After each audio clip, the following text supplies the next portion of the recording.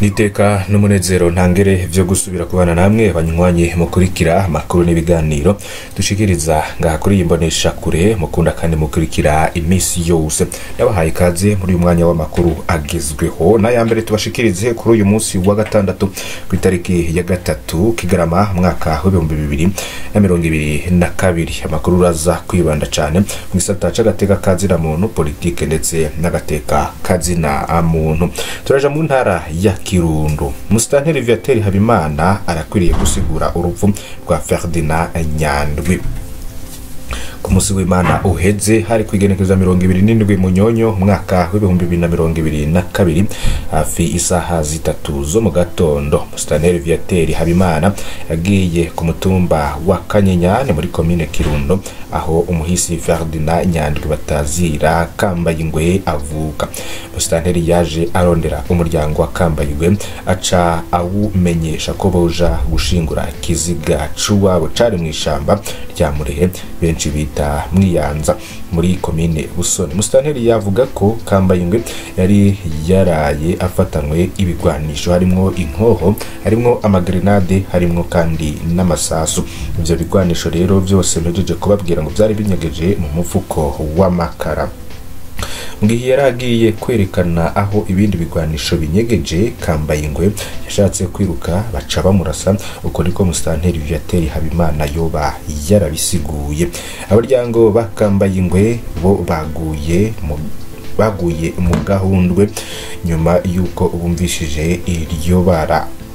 Haje no kumva ayo majambo ava mu kanwa ka Musitanteri bavuze ko ari akamaramaza. Bari bamuherutse atiza ikingo mu banyi wiwe Gervase ku wa gatandatu ku muhingamo, maze aja mu Kirundo ajanya makara ya Jacqueline Kamashara, ariko kandi bari baraje bumvise ko Kambayingwe yagandagura mu gisagara ca Kirundo hanyuma ikiziga kijanwa mw'ishamba rya Murehe Ibusoni. Ferdinand Nyandwi yarementarijwe n'abagenzi. Kambayingwe yari yahungutse mu Burundi mu mwaka wa 2020 avuye mu ikambi y'impunzi Mahama mu gihugu kibanyi c'u Rwanda. Agihunga ari umurwanyi wa FNL yagatorwa sa aho agarukiye. Kambayingwe yinjiye muri CNDD-FDD kugira yikingire imbonera kure yabona zimuraba nabi. Ababi muhanuye ni Jean-Claude Nsengiyumva na Jacqueline Kamashara bo bari basanzwe muri uyo mugambwe. Baze bavuga ko bari muri uwo mugambwe kugira habikingire. Kambayingwe yari afise imigambi yasangiye nabo bantu, mbere bahavuye banatanguza koperative yabo, ariko ivyo koperative barabiryaniyemo nkuko tubihabwa na bamwe mu babegereye. Kuva mu mwaka uheze hari abagenzi babo bagiye baranyuruzwa bakabugwa irengero. Twavuga cyane Pastori Dominique Nduwimana yanyurujwe muri Nyakanga mwaka wa 2021 yafatiwe ikarusi. Harimo kandi Dominique Nduwimana yavuga ko yegereye cyane umugambwe CNL. Mu Kayanza rero kaba haranyurujwe muri Nyakanga mwaka wa 2021 witwa Eric Ntunzwe n'Imana, akaba yahora ari umukuru w'urwaruka rwa CNL muri commune Gatara muri Gitugu mwaka wa 2021, naho haranyurujwe abagabo 4 ku mugwa mukuru wa Kayanza. Abo rero hadimwo Gaspard Havyarimana, Thierry Niho kubwayo, Levi Ndayisaba na Desire Mane Agaba. Abo bose bari abagenzi b'uwo murwi w'abanyakirundo kandi bari begereye CNL. Mbere bamwe boba banyurujwe bavuye mu Kirundo kubona na bagenzi babo. Biboneka ko muri uyo murwi harimo abantu barementariza bagenzi babo bakaca banyuruzwa n'inzego z'iperereza. Ku wa gatandatu Kambayingwe nawe yafashwe yitavye akamo ka Jacqueline Kamashara.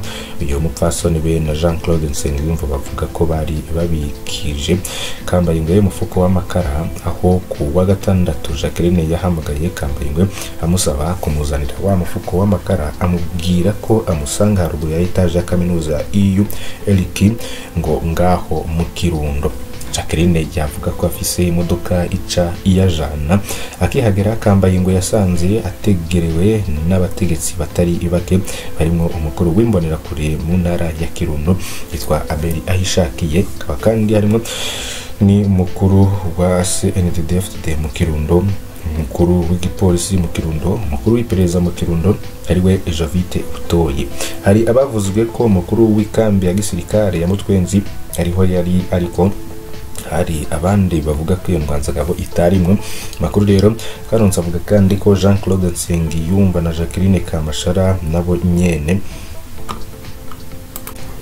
bari ngaho mu modoka. Abategetsi bose bari baherekejwe n'igifyo c'abategetsi.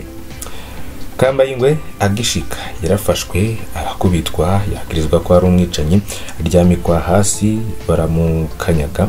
Kambayingwe rero yarakomye induru aratabaza ababa hafi bashaka kuza gutabara ariko abapolisi barababuza. Makuru menshi avuga ko Kambayingwe yasandabiye muri ico kibanza. Kambayingwe kandi yamaze gusandaba niho abapolisi bo barengeye kuri wa mufuko w'amakara barasambagura barondera inkoho, ndetse abagize amakuru batanga bavuga ko atankoho bigeze bawusangamwo uwo mufuko w'amakara.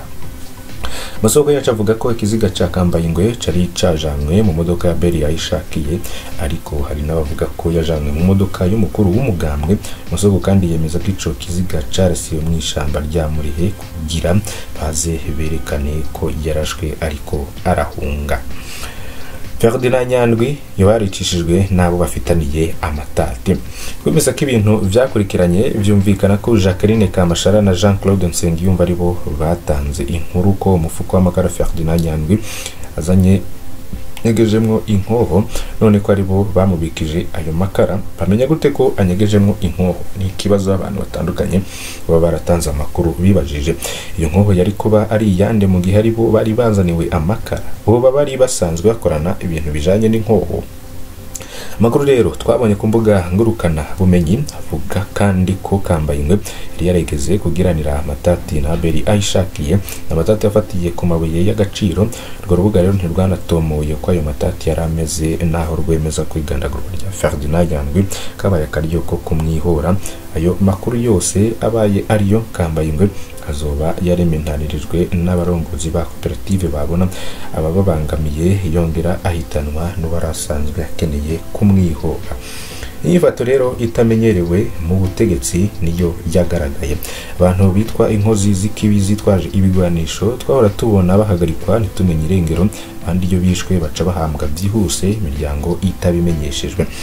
Ibyabaye kuri Kambayingwe biratangaje. Musitanteri Viateur Habimana yaremeje ko hishwe inkozi y'ikibi yitwaje ibigwanisho, ariko araza gusaba umuryango nguje guhamba. Ico yankiye umuryango nuko wozana ikiziga kugihamba iwabo mwitongo ry'abapfuye rya Ruhogora. Bajeje kumushingura, musitanteri we nyene ubwiwe niwe yatahanye umuryango wa Ferdinand Nyandwi batazira Kambayingwe, kuko leta irakora nk'ibintu nk'ivyo ku muntu yishwe afatanywe ibigwanisho. Mbega ivyo bigwanisho Kambayingwe yafatanywe ni kuki biterekanwe nkuko abandi bantu batandukanye berekanwa n'igipolisi canke n'ubushikiranganje bw'umutekano. Bere nkurikiye nkuko mubizi niwe abikora. Gute umuntu yari mu minwe y'ikifyo c'abategetsi bakikujwe n'abapolisi bagendanira yoba yarashatse kwiruka ku buryo bamurasa, ko bari bamaze kumufata yabahunga gute? Ko buke amakara yaboneka mu kibanza yafatiwemwo mu gisagara ca Kirundo bamwishamba rya Murihe, Kambayingwe yahageze gute? Mbega abo yarashiriye amakara bo ni kuki batakurikiranwe? Ibibazo ni byinshi Musitanteri Viateur Habimana akiriye kwishura, cyo kimwe n'abandi bategetsi bo mu Kirundo. Mbega ninde azo bibaza mu gihugu ubuzima bw'umuntu butagira agaciro? N'ikibazo rero abaharanira agateka kazina murarimo Pacifique nahazwe babandanya kubaza. Ferdinand Nyandwi batazira Kambayingwe tubwire ko yavuka ikanyinya muri komine Kirundo mu ntara ya Kirundo. Yishwe kuwa 26 Munyonyo uyu mwaka turimo, akaba yarafise imyaka 45. Asize n'umukenyezi w'abana batatu, yasanzwe ari benda hamwe na Pastor Dominique Nduwimana yanyurujwe muri Nyakanga umwaka w'2021. Nakamarabaza rero iyo byose duhejeje kubabwira nivyo bituma baharanira agateka kazina muntu bavuga ko Musitanteri Viateur Habimana kuriye gusigura ivy'urupfu rwa Ferdinand Nyandwi kuko harimo igifungo cyinje. Banywanyi bacu ndabakengurukiye cyane ku bw'aya makuru, ndazi yuko mubandanya gukurikirana byinshi dushikiriza. Ndagusaba kugira ngo fyonde kuri subscribe canke s'abone niba utari wafyonda ko kandi no kubisangiza bagenzi bawe kugira badacikwa na yose dushikiriza iminsi yose. Ndabakengurukiye cyane muri uyu mwanya kandi tuze gusubira kubana. Nakoze kandi Imana ibahezagire.